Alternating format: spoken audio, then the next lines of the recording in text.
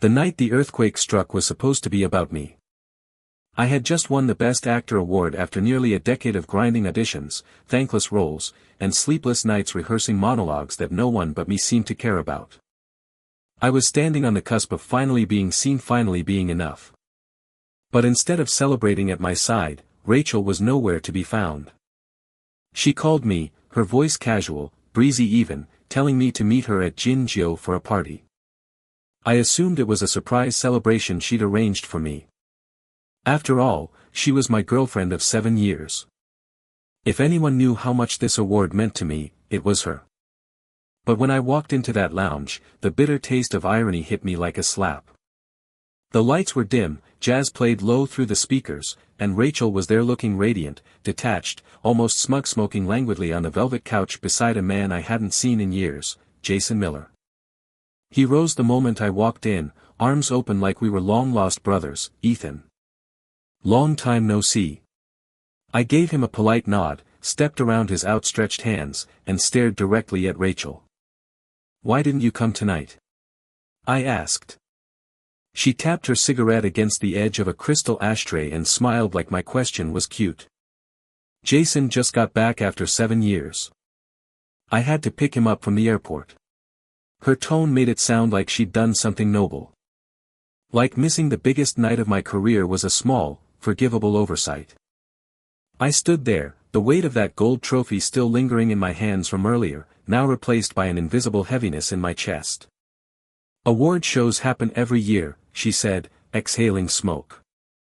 "But Jason hasn't been back in nearly a decade." I laughed bitterly. "This award took me 7 years.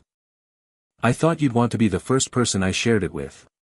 Her indifference sliced deeper than any insult. And then Jason, trying to play peacemaker, lifted his glass. "Let me apologize for her," he said with a smile that reeked of victory. "She only missed it because of me.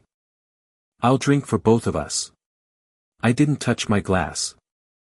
"She's my girlfriend," I said flatly. "What gives you the right to apologize for her?" Rachel stood up, brushing imaginary lint from her skirt. "Don't make a scene, Ethan. It's not a big deal. You're overreacting." Her voice grated against every nerve I had left. I turned to leave. Jason's voice followed me, syrupy and self-satisfied. "Come on, man. Don't let this come between you two. I'm not worth it." Rachel's sisters were there too, always lurking, always watching, and even they couldn't hide their disapproval.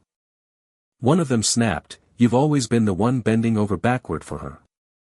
This time, she crossed the line. Rachel crushed her cigarette, her face blank. "If you really have the guts, then don't ever show up in front of me again," she said coldly. "I don't know why he keeps following me like some lost puppy. I can't even get rid of him." I walked out, fists clenched, heart pounding. Maybe she was right. Maybe I'd always been the one chasing her, hoping one day she'd look back and see me. But that night, I stopped looking. From that moment on, Rachel and I were locked in a silent war.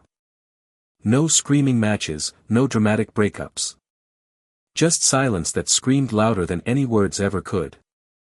And yet, her name lingered everywhere in the industry, in the headlines, in the sky-high billboards where she paid millions to welcome Jason back with glowing letters that read, "Welcome home, Jason Miller."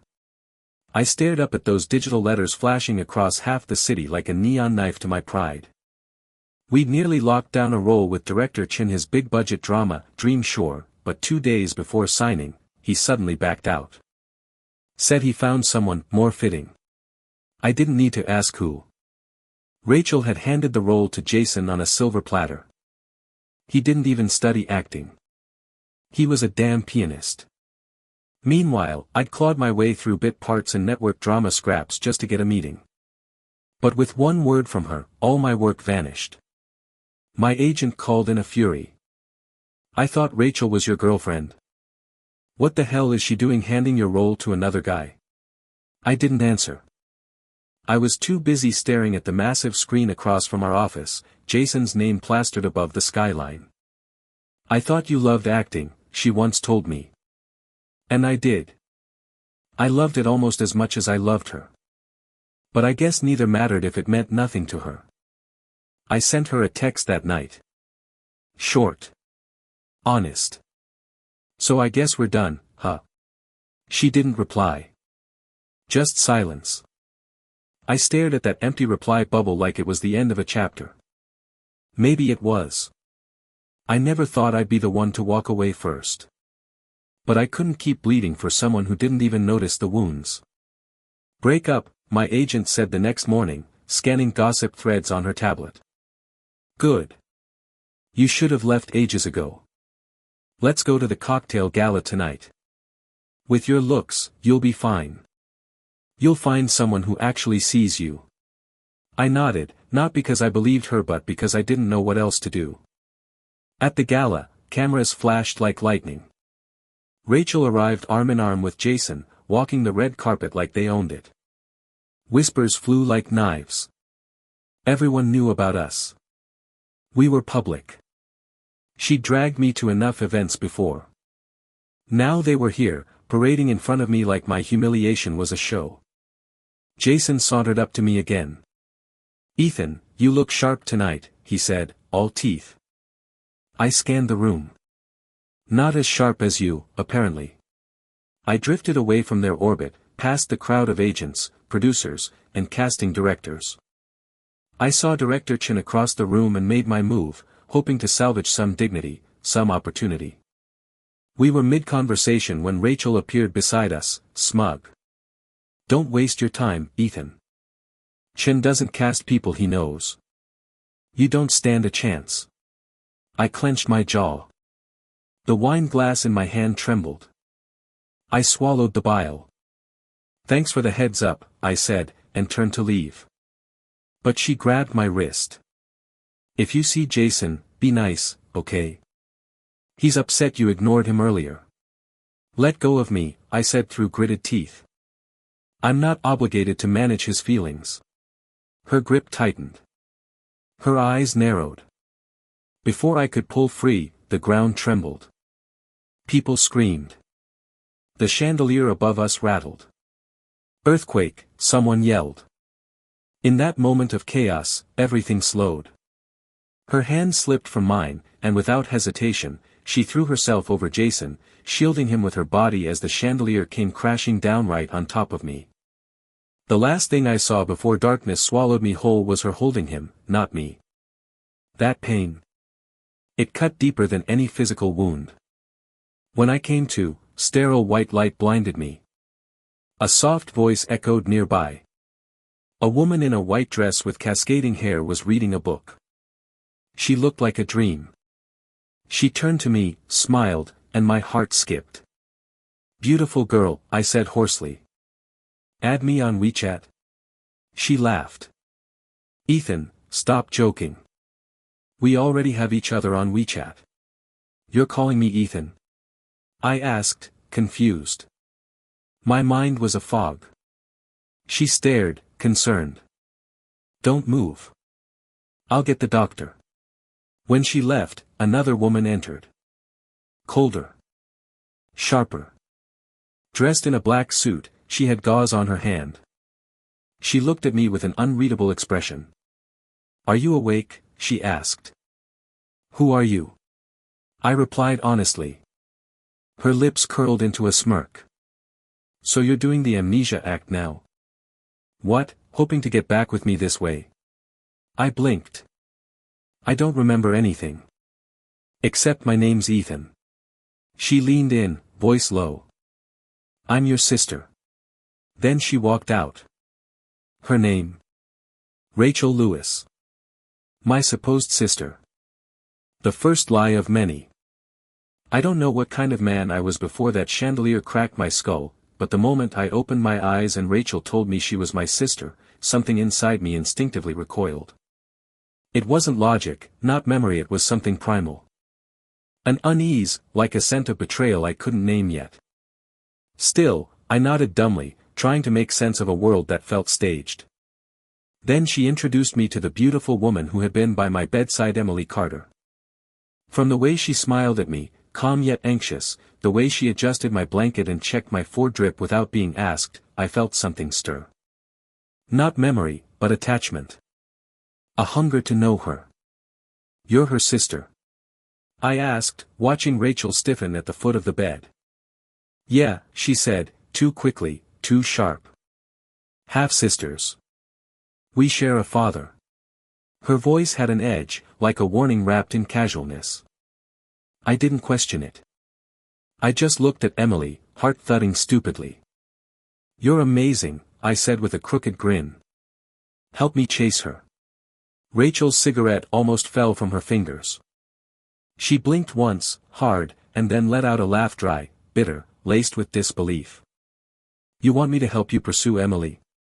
I nodded with unfiltered sincerity. You said you're my sister. Don't sisters help with things like this? For a second, her entire composure cracked, eyes darting, breath hitching before she schooled herself back into indifference. Fine, she muttered. I'll help you. But her fingers crushed the cigarette into the ashtray like she was murdering something fragile. From that moment, something in the air shifted. Rachel no longer acted like a sister, not convincingly. Her words might have said, family, but her eyes flickered with resentment, confusion, and a strange grief she refused to name. She started sending Emily to accompany me more often, whether it was doctor appointments, press briefings, or silent walks around the hospital courtyard. Emily was warmth and calm, laughter and stability. When I looked at her, it wasn't about memory anymore. It was about possibility. She made the silence bearable. She brought me ginger tea when my stomach acted up. She teased me when I tried to remember what flavor of ice cream I used to like and guessed wrong every time. She didn't treat me like I was broken, just temporarily misplaced. But Rachel stayed in my periphery like a storm on the horizon, unpredictable and waiting. One morning, I was finally discharged. Rachel handed me off to Emily like she was transferring a parcel. I need to be on set with Jason today, she said, eyes shadowed. First day of filming. He's nervous. I shrugged. That's great. He's lucky to have you. Her mouth twitched. Yeah. Lucky. Then she turned and walked off with Jason, who gave me that irritatingly sincere smile again, like he'd stolen my seat and wanted me to be happy about it. As Emily helped me into the car, a swarm of reporters burst from behind the hospital bushes, flashbulbs popping like fireworks. Mr. Blake, do you know that Miss Lewis saved Jason Miller during the earthquake instead of you? Are they in a relationship now? Do you feel betrayed? I didn't flinch. I gave them the most practiced smile I could muster. It's none of my business who she saved. We're siblings. Rachel froze mid-step at that. She turned, eyes burning holes into my back. Her jaw clenched, her lips curled into something between a sneer and pain. I saw her mouthing something, Ethan, what are you doing, before she slammed the car door behind her and vanished with Jason. Emily reached for my hand protectively and pulled me through the crowd. Her touch wasn't possessive. It was steadying. Grounding. I wanted to fall into it. That night, I invited her over for a casual game night. We ordered takeout, and for the first time, I saw her laugh with her whole body leaning back, eyes crinkling, teasing me when I lost miserably at Mario Kart. I kept asking her questions. Favorite foods? Favorite movies? Favorite kind of flowers? Anything to map her mind, to memorize the geography of her. Why are you staring at me like that? She finally asked, half laughing. Because I want to fall for you properly, I answered without hesitation. The air turned still. She looked away, ears red, and softly said, "Don't fall too fast.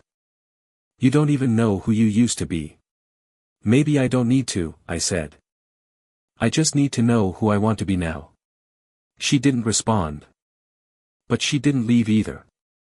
That night, as I lay in bed, I heard Rachel pacing downstairs.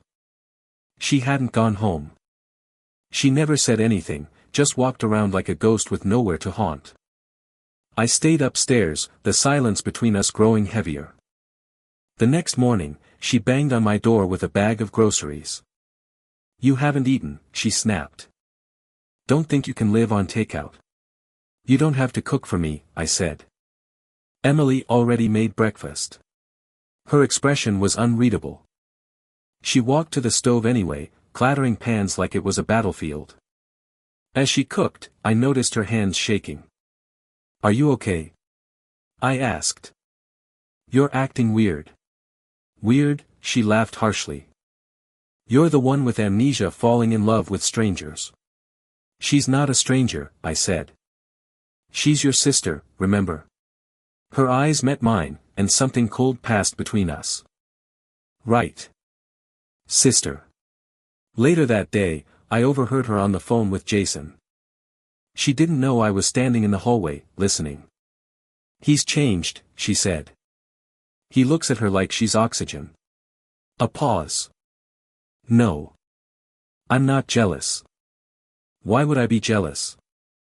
He's just, her voice cracked. He used to look at me like that. I didn't confront her. I didn't know how to. Part of me wanted to reach out, to ask why she was so damn intent on playing a role that made us strangers. But another part of me louder was finally seeing her clearly. Not as the woman I supposedly loved for years, but as someone who never really chose me. Who only noticed me when someone else did. That night, Emily and I stayed up talking until dawn. She told me about her grandmother, her quiet dreams, her fear of hospitals. I told her about how I kept seeing flash-soft lights, of red carpets, of someone's voice calling me Ethan through a crowd, but none of it felt like home. You're building new memories, she said gently. Maybe that's enough. And I believed her. For the first time in a long time, I believed something could be enough.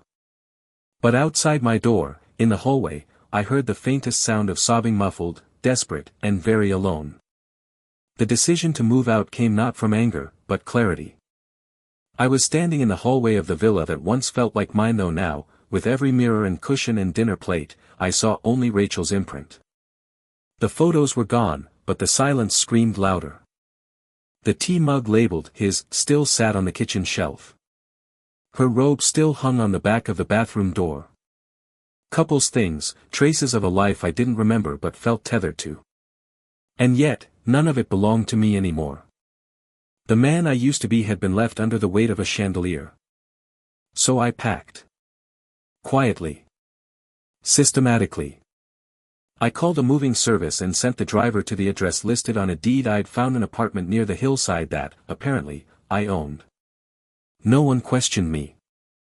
Not even Rachel, who watched me from the doorway, arms crossed, hair disheveled, like she hadn't slept in days. Running away, she said flatly. No, I replied. Just going home. That same evening, Emily called. Her voice trembled through the speaker. Her grandmother had collapsed. Diagnosis, mid-stage lung cancer. I didn't hesitate. I'm coming with you to Rongbrook, I said. You don't have to, she whispered. You barely know her. You matter to me, I answered. So she matters too. We left at sunrise.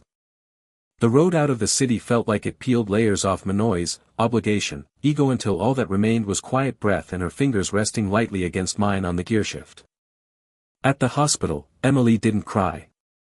She stood by her grandmother's bed, holding her hand, whispering stories from childhood, soft and trembling.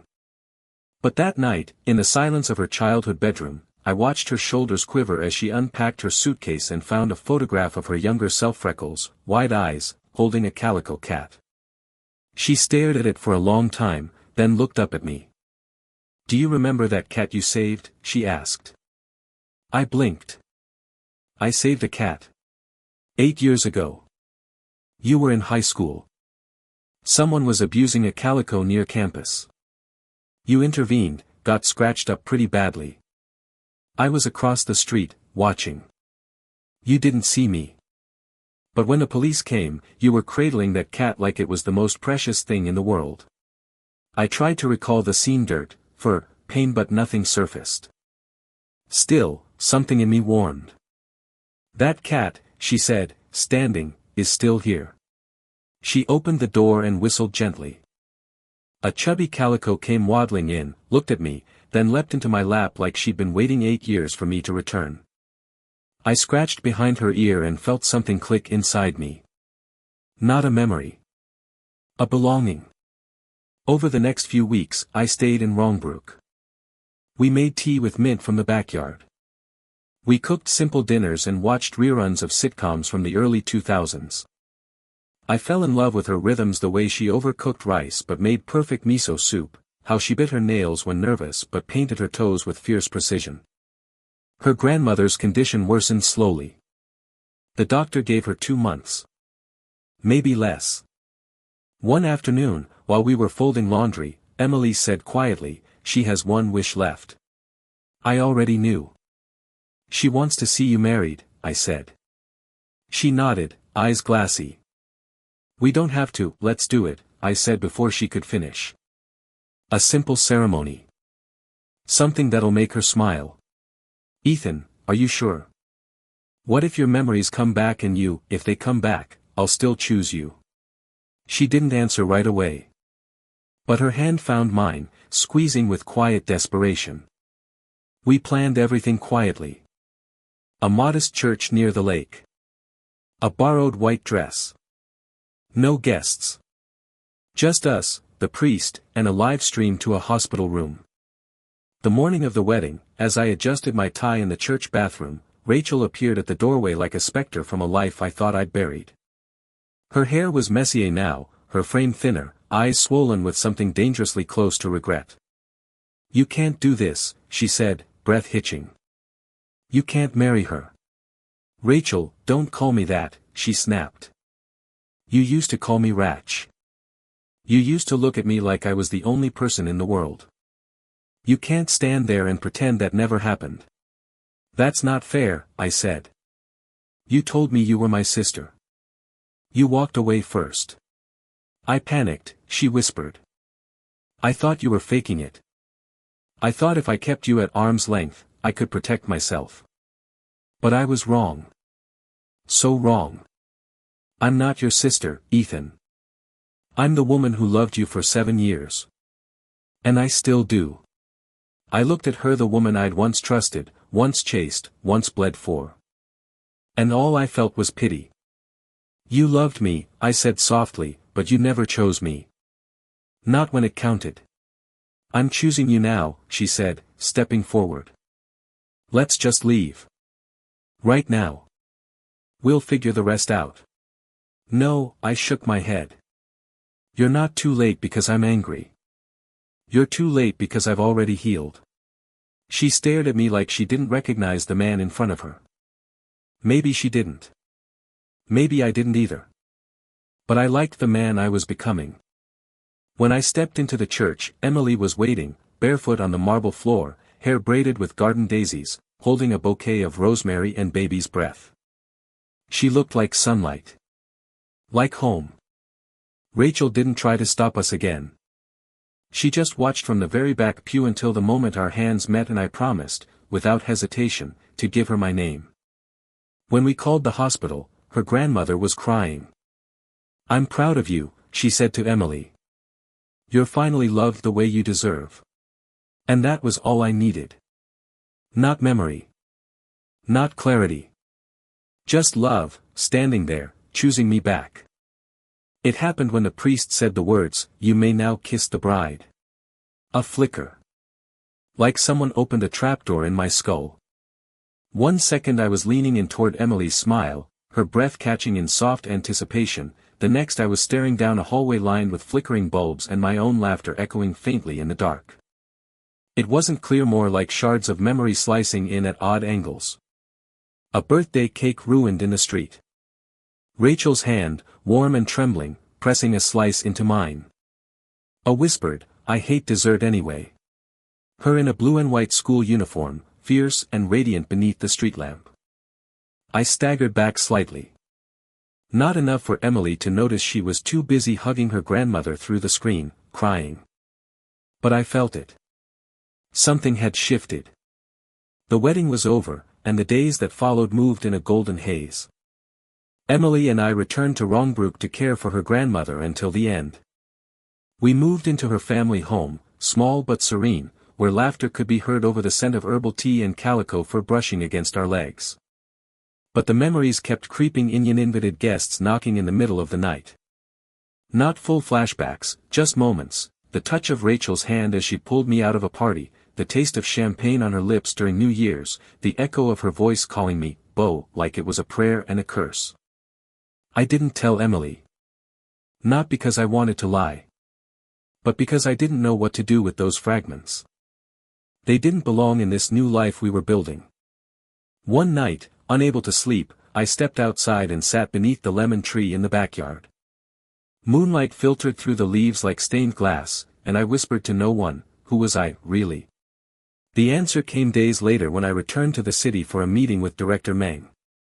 He'd offered me the lead role in Dream Shore again. Jason Miller, apparently, had withdrawn for personal reasons. I didn't ask. I didn't need to. Rachel's fingerprints were all over it. After the meeting, I stopped by the villa. Not to see her. Just to look. But she was there. Pale. Thin. Sitting on the floor in the living room, surrounded by empty takeout boxes and unopened letters. She looked up like she'd been expecting me for weeks. So, she said hoarsely. You remembered. I didn't answer. I walked slowly through the room, recognizing the smell of her perfume on the curtains, the scratch on the coffee table where we used to play cards. I remember pieces, I finally said. But more than that, I remember how it felt. How what felt, she asked, voice cracking. Loving someone who never really looked at me unless she was afraid of losing me. She flinched. Ethan, I know I wasn't fair to you. You were cruel, I corrected. But I let you be. I thought that if I loved hard enough, long enough, you'd finally stay. That's on me. She rose unsteadily to her feet. I thought I had time. I thought you'd always be there. Her hands reached out, tentative, aching. Please. We can fix this. You remembered us. Doesn't that mean something? It means I can finally let it go, I said gently, stepping back. Her face crumpled, but she didn't cry. Not yet. She'll never love you the way I did. You're right, I replied. She loves me better. That broke her. She sank back onto the couch, staring at the empty space beside her like it should have held a future we never reached. I walked out without another word. But life isn't neat. 1 week later, Rachel showed up at the new church where Emily and I were renewing our vows for her grandmother's sake, for ours, for closure. She came alone this time. No makeup. No entourage.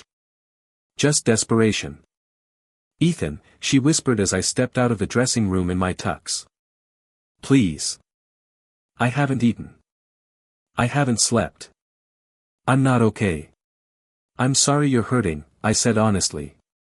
But you don't get to crash this too. If you walk away now, she said, trembling, I'll break. I'll really break. You broke me already, I said softly. And I survived. She stepped back like I'd slapped her. I'm not leaving, she said. You'll have to drag me out. So Emily did. Calmly. Ruthlessly. She showed up flanked by security, eyes like steel. You want to make a scene, she said to Rachel. Fine. But not in front of my family. Not on the day I bury the woman who raised me. Rachel didn't fight. She didn't scream. She just watched, silently, as we exchanged vows a second time in front of people who mattered, under the sky that had once watched me fall apart and now bore witness to something whole. That night, Rachel was hospitalized. Gastric bleeding, the nurse said. Stress. Neglect. Regret. Emily found me sitting in the car afterward, hands shaking. You still feel guilty for her, don't you? She asked. Not guilty, I said. Just sad. That love had so many chances. And every time, it chose to wait. Emily touched my cheek. Then choose not to wait anymore. So I did. I chose her. Again. This time, fully. The flowers in the hospital room wilted faster than I expected, as if they, too, no longer had the will to keep going. Rachel lay curled on her side, pale, gaunt, with an four snaking into the back of her hand like a lifeline made of glass. The doctor told me she'd ignored her ulcers, skipped meals, pushed herself into gastric hemorrhage. I didn't visit out of guilt. I came because Emily, standing with one hand on her belly and the other gripping mine tightly, had said gently, "Closure isn't weakness, Ethan. Sometimes it's the last kindness we can offer someone who once mattered." So I sat beside Rachel for the last time. Her eyes flickered open. "You still remember how I take my coffee?" she asked, voice thin as tissue. "Black. Extra shot. Cinnamon on top when you're feeling nostalgic." I didn't smile. I couldn't. She nodded slowly. "You married her." I did. "Did you love me?" That question didn't sting like it once might have. It settled over me like dust. "I did. But you never let it land." She let that truth hang between us, then gave a broken laugh. "You're colder than I remember." "No," I said. "I'm just done being warm to people who only come running when the house is on fire." She looked away, tears slipping silently down the edge of her cheek. "I deserve that." "No one deserves pain," I said softly. "But some of us invite it in and offer it wine." I stood to leave, and just before I stepped through the doorway, she whispered, "If I had chosen you sooner, you wouldn't have been you." I didn't turn back. I didn't need to. Outside, Emily was waiting, her expression unreadable. She had every right to be conflicted, to feel threatened, to hate the woman who'd haunted my past, but she simply took my hand and said, "Let's go see our baby now." That moment, that small shift in time, felt louder than any fight Rachel and I had ever had. Life moved forward. Emily gave birth in spring, when the air still carried traces of winter's reluctance. Our daughter Eloise Grace Blake came screaming into the world like she had something to prove, like she was here to break every cycle her parents had crawled through. Holding her, I felt something in me finally go quiet. Not disappear, just soften, as if the noise of everything I'd once carried had finally made room for something else. I didn't post the birth online. I didn't make an announcement. But news travels fast in our circles. A week later, Rachel's assistant reached out. "She's leaving the country for treatment," he said. "She's asked not to be disturbed again. But she wanted you to have this." It was a letter. No perfume. No lipstick kiss. Just ink and confession. "Ethan, I won't ask you to forgive me. You already gave me more chances than I deserved. But I want you to know I did love you. I just didn't know how to choose someone who was always there, when I was still chasing ghosts who weren't." I didn't reply. Not because I was angry. But because some answers don't need responses, they need silence. Weeks passed. Months. The industry called me back. Dream Shore finally began production, and this time, I was the lead, not the backup, not the substitution. Emily watched every table read, every shoot, holding Eloise on her lap like the world's gentlest judge. She didn't speak much on set, but her presence grounded me. Sometimes, just before the camera rolled, I'd glance at her, and she'd nod, like she was handing me every ounce of strength I forgot I had. One evening, as we walked along the river near our new apartment, the sky painted in warm apricot light, she asked quietly, "Do you miss her?" I stopped walking, turned toward her slowly. "No. I miss who I used to be with her, the man who kept begging for scraps. And I thank God every day I'm not him anymore." She smiled, pulling me close, her voice soft against my chest. "You're not. You're mine now." The wind picked up. Eloise stirred in her stroller, blinking up at us with those wide, searching eyes. The past was still there in fragments, in echoes, but it no longer dictated the rhythm of my breath. I had chosen my family. I had chosen my future. And for the first time, I finally believed I was someone worth being chosen too. It was late autumn when the letter came again, forwarded from an old management office I hadn't visited in over a year. It bore no return address, only my name in faded ink. Inside, a single page, typed this time, clinical, almost cold, Rachel Lewis, currently undergoing palliative treatment in New Haven, final stage gastric carcinoma. She has declined further care. She has asked if you would visit not as an obligation, but as memory's last mercy. I stood frozen in the hallway of our new home, sunlight falling across the kitchen tiles where Emily hummed softly while feeding Eloise mashed pears, oblivious to the past knocking on our present. I didn't know what to do with that letter. Part of me wanted to burn it, to let the fire consume everything unspoken. But another part, the part that remembered holding her under the city lights, believing love could fix what pride kept breaking, knew that some ghosts don't rest unless you say goodbye to their face. I told Emily that night. Not asking permission. Just sharing it, as I now did with every corner of my life. She listened, quiet, nodding slowly, her hand wrapping gently around mine. If you need to go, she said, go. I'll wait for you here.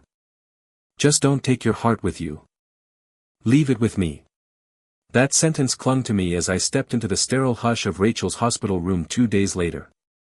She was nothing like the woman I'd once known. No designer clothes, no storm in her voice, no defense in her posture. Just a girl in a hospital bed, bones and gauze and faded breath. You came, she said, barely audible. Of course I did.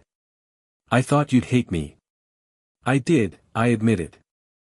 But I've since learned hate is just grief's second face. She closed her eyes, tears slipping quietly down. You really married her. I did. And I'm happy, Rachel. I'm glad, she whispered, and her voice cracked like porcelain. She's the woman I always wanted to be, honest, brave, soft where I was sharp. And you're the man I never thought you'd become. You mean whole. I smiled, but it was sad, not smug. Yeah, she breathed. And I'm glad I got to see that before I go. Is there anything you need? Just one thing. Her hand reached toward mine, not clutching, just grazing. Tell Eloise that once upon a time, her father was loved by someone who didn't know how to love properly. But he forgave her anyway. I didn't promise to repeat it. I didn't need to. Some stories are written in silence. She passed 2 days later. I didn't attend the funeral. I didn't send flowers. But I did write her name in the corner of my journal, and next to it, one sentence: she tried in the only way she knew how. Life afterward didn't pause. It never does. Emily gave me a knowing look when I returned, no questions, just a quiet nod as she placed Eloise in my arms. My daughter grabbed my finger with a force that felt like an anchor to the present. I held her, breathed her in, and realized, I no longer had any pieces of myself scattered behind me. They'd all been retrieved, rebuilt, or buried. Months passed, and then years. Dream Shore premiered to critical acclaim, and I stood on stage once again, accepting an award under the bright lights I once thought were everything. But this time, when I looked into the crowd, it wasn't for her. It was for Emily smiling beside Eloise, who clapped too hard and wore a flower crown she'd made herself. That night, after the cameras and interviews faded, we walked along the boardwalk, waves crashing behind us, stars dusting the sky like someone spilled glitter across velvet. Are you happy? She asked me, voice caught between breeze and moonlight. More than I thought possible, I said. And you? She took my hand, placed it on her stomach. I froze. Then laughed, a deep, disbelieving sound that echoed into the ocean. She nodded, eyes shimmering. We're going to be a family of 4. And right there, under a sky I no longer feared, with a woman who chose me from the start and a child who looked at me like I was magic, I finally understood what healing felt like, not loud, not dramatic, but quiet and complete. No lingering ghosts. No fractured names etched behind my eyes. Just love. Real, rooted, present. Not the kind that asks you to prove yourself, to suffer, to chase.